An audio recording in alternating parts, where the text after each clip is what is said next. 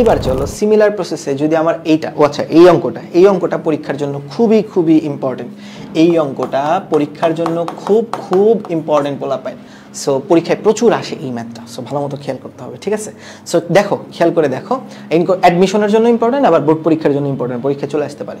দেখো বলছে e⁴ax sin bx + c, এই রাশিটার হচ্ছে গিয়ে তোমার হচ্ছে nতম ডিফারেন্সিয়েশন বের করতে বলছে। তো আমি যে কাজটা করব, এর যদি প্রথম ডিফারেন্সিয়েশন আমি বের করতে চাই, তাহলে সেটা কিরকম হবে চলো দেখি একটু। yn যদি বের করতে চাই, চলো দেখি। yn যদি বের করতে চাই আমি, সেটা হবে হচ্ছে গিয়ে uv এর ফর্মুলা, তাই না? এটা u, এটা হচ্ছে v। তাহলে একবার u কে রেখে আমি হচ্ছে v এর ডিফারেন্সিয়েশন করব, এবং আমরা বুঝতেছি v এর ডিফারেন্সিয়েশনে একটা b সামনে চলে আসবে। আবার এই জিনিসটাকে রেখে bx + c কে রেখে আমি হচ্ছে e⁴ax এর ডিফারেন্সিয়েশন করব, তখন a সামনে চলে আসবে, এবং জিনিসটা কাইন্ড অফ এইরকম হবে। এই যে দেখো, b ইন্টু, আমি যদি একটু সাজায় লিখি, a into e⁴ax sin bx + c, আবার b into e⁴ax cos bx + c, and এখান থেকে যদি আমি e⁴x কমন নেই, তাইলে যেটা দাঁড়ায় সেটা হচ্ছে a sin bx + c, আর এখান থেকে আসবে হচ্ছে b cos bx + c। So আমরা একটা সাইন কজের রাশি পাইলাম ডিফারেন্সিয়েশন করে। আমরা কিন্তু এখনো ফুললি ডিফারেন্সিয়েশন করতে পারিনি, এটা হচ্ছে আমাদের ফার্স্ট পার্ট। আমরা একবার ডিফারেন্সিয়েশন করছি, মানে এটা nতম অন্তরীকরণ হবে, সরি আমি 1 লিখছি, এটা nতম অন্তরীকরণ হবে, অর্থাৎ একবার আমি অন্তরীকরণ করছি, ঠিক আছে? একবার আমি অন্তরীকরণ করে ফেলছি, ঠিক আছে পিচ্চিরা আমার? তো এখন আমি চাচ্ছি যে, একটা মিনিট, এখন আমি চাচ্ছি যে nতম অন্তরীকরণ বের করব। তবে nতম অন্তরীকরণ বের করার আগে আমি যদি কোনো মতো একটা প্যাটার্ন খুঁজে পাইতাম না, আমার জন্য ভালো হইতো, বুঝছো? nতম অন্তরীকরণ বের করার আগে দেখো, এখানে তো আলাদা দুইটা আবার চলে আসলো। আমি যদি কোনো একটা প্যাটার্ন খুঁজে পাইতাম এটারে, তাহলে আমার জন্য খুবই ভালো হইতো। মানে এই যে এই দুইটা রাশি চলে আসলো না, আমার জন্য খারাপ লাগতেছে আর কি। তো আমি একটা প্যাটার্ন খুঁজে বের করতে চাই। তো সেই প্যাটার্নের জন্য দেখো আমি কি করতে পারি এখানে, সেটা হচ্ছে গিয়ে, এখানে কি আছে, a আর b আছে না? a আর b আছে কিন্তু, হ্যাঁ। তো আমি একটা জিনিসটা দেখো, একটু মনোযোগ দিয়ে দেখো, ভালো মতো খেয়াল করো, তাহলেই বুঝতে পারবে আশা করি। ধরে নাও আমাদের হচ্ছে গিয়ে একটা সমকোণী ত্রিভুজ আছে, যেই সমকোণী ত্রিভুজটার এটা হচ্ছে a, এটা হচ্ছে a, তারপরে হচ্ছে গিয়ে আমাদের এটা হচ্ছে b, তাহলে এটা কি হবে? √a² + b, ঠিক আছে? আমি একটা কাজ করলাম কি, সাইনের যে সহগটা সেটা ওই সমকোণী ত্রিভুজের ভূমিতে নিলাম, কজের যে সহগটা সেটা ওই সমকোণী ত্রিভুজের লম্বতে নিলাম, এবং অতিভুজটা হচ্ছে √a² + b² হবে। এটুকু তো বুঝতেছি। তাহলে একটু মনোযোগ দিয়ে একটু দেখো তো পোলাপাইন, এইখানে যদি আমি ক্যালকুলেশন করি তাহলে কি দাঁড়ায় একটু চেক করে দেখি, আসো। এই অ্যাঙ্গেলটাকে ভাইয়া যদি থিটা ধরে, তাহলে কি দাঁড়ায় একটু মনোযোগ দিয়ে দেখো তো। এই অ্যাঙ্গেলটাকে ভাইয়া যদি থিটা ধরে, তাহলে যেটা দাঁড়ায় সেটা হলো গিয়ে এরকম, যে সাইন থিটা সমান হবে হচ্ছে গিয়ে b/√a² + b², এবং cos থিটা সেটা হবে হচ্ছে গিয়ে a/√a² + b², এবং tan থিটা যেটা হবে, হচ্ছে গিয়ে b/a। ওকে, এই জিনিসটা আমি পাইলাম যে এইরকম একটা ত্রিভুজে, যেখানে আমি সাইন কজের সহগ দিয়ে যদি আমি একটা ত্রিভুজ বানাই, সমকোণী ত্রিভুজ, তাহলে তো তিনটা এরকম ত্রিকোণমিতিক ভ্যালু পাবো। এই জিনিসটার একটা নাম আছে অপ্রাসঙ্গিক মূল। আমরা হচ্ছে বিপরীত ত্রিকোণমিতিক ফাংশন, যদি ফিউচার আমার পড়ানোর সৌভাগ্য হয় তোমাদের, তাহলে সেখানে দেখাবো। বাট এইটা হচ্ছে গিয়ে বিপরীত ত্রিকোণমিতিক ফাংশনের কনসেপ্ট, অপ্রাসঙ্গিক মূল। যে আমি কি করলাম, সাইনের যে সহগটা আছে ওটাকে আমরা একটা ত্রিভুজের ভূমিতে নিলাম, কজের যে সহগটা ওটা আমরা একটা ত্রিভুজের লম্বতে নিলাম, অতিভুজটা হবে √a² + b²। তো আমরা তিনটা ত্রিকোণমিতিক অনুপাত বের করলাম। ওকে, এখন আমাদের টার্গেট যেটা থাকবে, এই রাশিটাকে sin a + b ফরম্যাটে নিয়ে যাওয়া।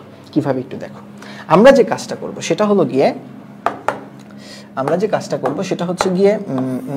দাঁড়াও একটা মিনিট,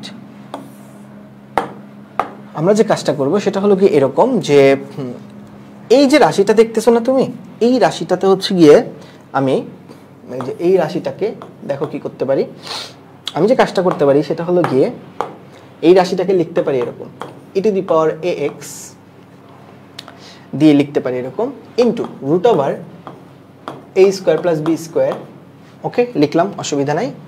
লিখে এরকম কি লিখতে পারি দেখো তো, root over a square plus b square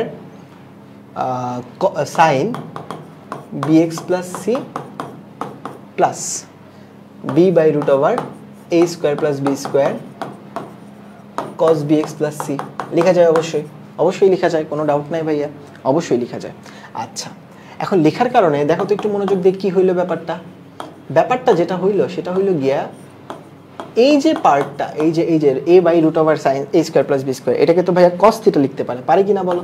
অবশ্যই পারে। এটাকে ভাইয়া লিখতে পারে হচ্ছে cos থিটা, অবশ্যই লিখতে পারে। এবং on the other hand b by root over a square plus b square এটাকে লিখতে পারে ভাইয়া সাইন থিটা।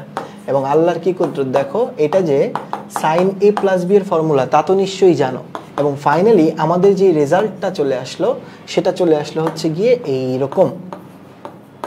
এইরকম একটা রেজাল্ট চলে আসলো। খেয়াল করে দেখো, sine bx plus c plus theta চলে আসলো। ঠিক বলছি কিনা বলো? Sine bx plus c plus theta চলে আসলো। এখন এই root over a square plus b স্কয়ারকে ভাইয়া যদি r ধরে নেয় তাহলে যেটা দাঁড়াবে সেটা হচ্ছে গিয়ে sine bx plus c plus theta e to the power ax into r sine bx plus c plus theta. এখন তাহলে এই থিটার ভ্যালুটা বের করতে হবে। থিটার ভ্যালুটা আমরা বলতে পারি, থিটার ভ্যালুটা হবে হচ্ছে tan inverse b by a। এটুকু তো বুঝতেছি, থিটার ভ্যালু হবে হচ্ছে tan inverse b by a, এটা আমরা বুঝে গেছি। এখন একটু খেয়াল করে দেখো, সবই তো ক্লিয়ার, বোঝা গেছে?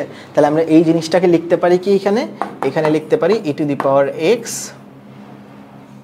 Into r into sign bx plus c plus theta. দেখো তাহলে এই জিনিসটা ডিফারেন্সিয়েশন করে এইটাই থাকলো, শুধু নতুন করে একটা থিটা আসলো, নতুন করে একটা জাস্ট কি আসলো, থিটা আর আর আসলো।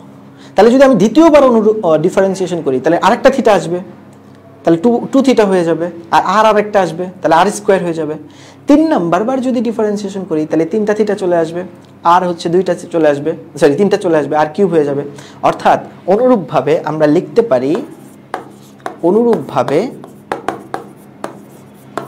লিখতে পারি যে y2 হবে হচ্ছে গিয়ে e to the power ax r square sin bx plus c plus 2 theta. Same ভাবে y3 যদি আমরা লিখি সেটা হবে e to the power ax r cube sin bx plus c plus 3 theta. Okay, so this are the equation. তাহলে এখন একটু চিন্তা করে দেখো, n তমবার যদি অন্তরীকরণ করি তাহলে সেটা কি হবে বলো তো দেখি।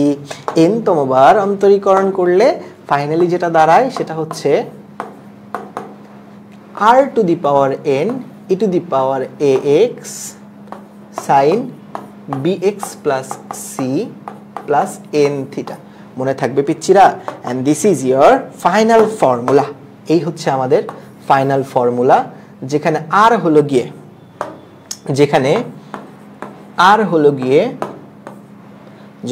হলো গিয়া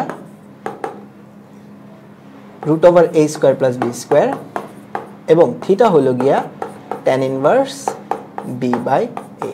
তো এই হইল গিয়া আমাদের ফাংশন। তো দিস ইজ দ্য ফর্মুলা বা this is the process of this math. বুঝতে পেরেছো? আশা করি বুঝতে পেরেছো যে আমরা জাস্ট কি করলাম, আমরা জাস্ট যে কাজটা করলাম সেটা হইল গিয়া প্রথমে একবার অন্তরীকরণ করলাম, একবার অন্তরীকরণ করার পরে তারপর আমরা একটা প্যাটার্ন খুঁজে বের করলাম, তার জন্য আমরা অপ্রাসঙ্গিক মূলের সাহায্য নিলাম। এই যে প্রসেসটা একটু আগে দেখালাম তোমার কাছে অড লাগতে পারে, বাট জিনিসটা হচ্ছে অপ্রাসঙ্গিক মূলের কনসেপ্ট। সেই অপ্রাসঙ্গিক মূলের কনসেপ্টটা দিয়ে আমরা হচ্ছে গিয়ে ফাংশনটা বের করলাম। ফাংশন বের করে জাস্ট আমরা হচ্ছে অনুরূপভাবে দেখলাম যে তাহলে n-তমবার অন্তরীকরণ করলে nটা থিটা আসবে এবং r two the power n আসবে। এবং দেখো এই জিনিসটাকেই কিন্তু আমরা হচ্ছে গিয়ে এইখানে লিখে রাখছি। দেখো এই যে এইখানে লিখে রাখছি, দেখছো? সো আশা করি বুঝতে পেরেছো, আশা করি তোমাদের বুঝার কথা। সো এইটা একটু বারবার প্র্যাকটিস করবে, এটা পরীক্ষার জন্য ইম্পর্টেন্ট। হ্যাঁ, এই যে এই অঙ্কটা পরীক্ষার জন্য ইম্পর্টেন্ট। ওকে, সো আশা করি বুঝছো।